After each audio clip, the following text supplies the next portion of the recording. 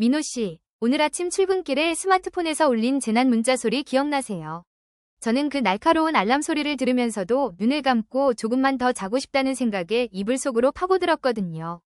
그런데 문득 그런 생각이 들더라고요. 만약 이게 정말로 당장 대피해야 하는 절박한 신호였다면 내 몸은 왜 이토록 안일하게 반응했을까 하는 의문 말이죠. 맞아요. 지은 씨, 우리는 시스템이 보내는 경고음을 매일 듣고 살지만 정작 그게 내 삶을 송두리째 바꿀 거라는 실감은 잘 못하죠. 뇌과학적으로 보면 이건 뇌의 효율성 때문이기도 합니다. 우리 뇌는 에너지를 아끼기 위해 반복되는 자극을 소음으로 분류해버리는 습성이 있거든요. 하지만 오늘 우리가 나눌 이야기는 그 소음 속에 숨겨진 진짜 붕괴의 전조들에 대한 것입니다.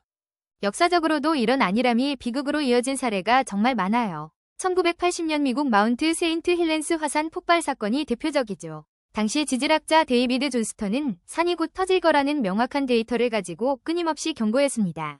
하지만 지역 주민들과 당국은 산은 터지지 않는다는 고정관념에 사로잡혀 그의 외침을 무시했죠.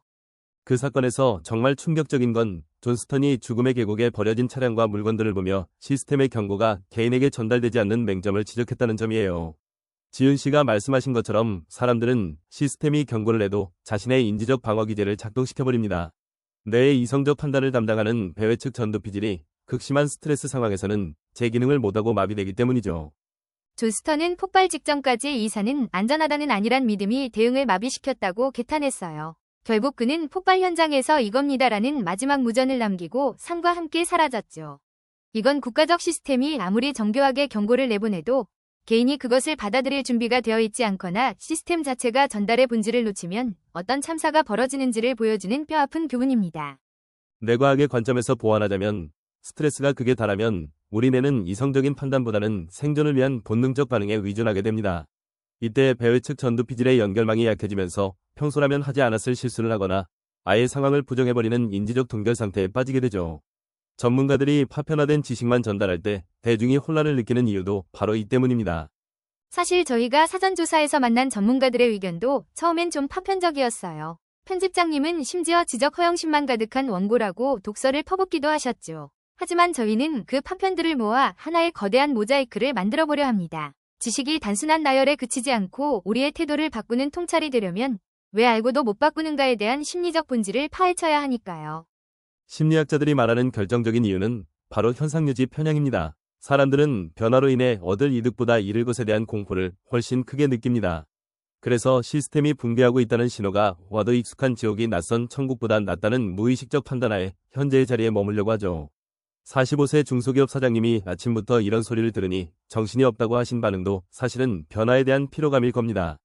맞아요. 민호 씨, 63세 은퇴 준비자분께서도 괜히 불안해진다고 하셨는데 그건 본능이 보내는 경고 신호예요.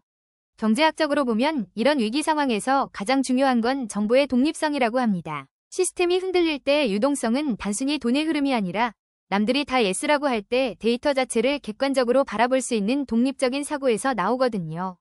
경제학자가 강조한 정보 독립성은 결국 뇌의 주도권을 되찾는 일과 같습니다. 대중의 심리에 휩쓸리지 않고 자신만의 기준을 세우는 것이죠. 28세 대기업 사원분이 머리 아프다고 하신 부분도 이해가 갑니다. 매일 쏟아지는 정보의 홍수 속에서 무엇이 진짜 신호고 무엇이 소음인지 구분하는 것 자체가 엄청난 에너지를 소모하는 일이니까요.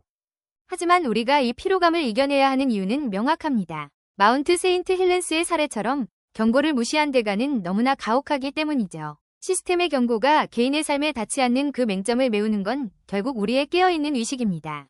전문가들의 지식이 오만함으로 흐르지 않게 하려면 청취자 여러분이 그 지식을 자신의 삶에 대입해 질문을 던져야 합니다. 오늘 저희가 나눈 이야기들이 조금 어렵게 느껴지셨을 수도 있습니다. 하지만 핵심은 간단합니다. 내 주변의 익숙한 풍경이 어딘가 어색하게 느껴질 때, 시스템이 주는 신호와 내 직관이 충돌할 때, 그때가 바로 배회측 전두피질을 깨워야 할 타이밍이라는 거죠. 정보의 독립성을 확보한다는 건 결국 나 자신을 믿는 힘을 기르는 과정이기도 합니다. 지식의 파편들을 연결해보니 결국 하나의 결론으로 모이네요. 시스템은 우리를 보호하기 위해 존재하지만 그 시스템을 운용하고 경고를 해석하는 건 결국 인간의 마음이라는 사실 말이죠. 존스턴이 그토록 외쳤던 경고가 오늘날 우리에게는 어떤 형태로 다가오고 있는지 한 번쯤 진지하게 고민해볼 월요일 아침입니다. 월요일 아침부터 무거운 주제였을 수도 있지만 이 긴장감이 여러분의 일주일을 지켜주는 든든한 방어 기제가 되길 바랍니다.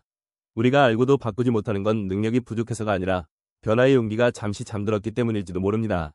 이제 그 용기를 깨워야 할 시간입니다.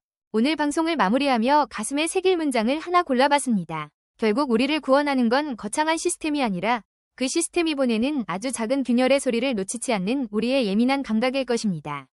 오늘 정픽이 준비한 시간은 여기까지입니다. 내일은 더 깊이 있는 통찰로 여러분의 아침을 깨우겠습니다. 지윤 씨, 오늘 고생 많으셨어요.